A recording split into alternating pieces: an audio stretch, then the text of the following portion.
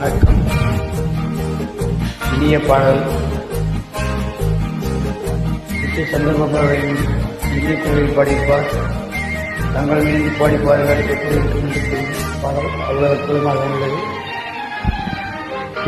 பிறந்தாலும் ஆம்பளையா பிறக்க கூடாது, ஐய பிறந்து விட்டா பொம்பளையே நினைக்க கூடாது. பிறந்தாலும் ஆம்பளையா பிறக்க கூடாது, ஐய பிறந்து விட்டா பொம்பளையே நினைக்க கூடாது. பிறந்தாலும் பொம்பளையா பிறக்க கூடாது, ஐயா பிறந்து விட்டா ஆம்பளையே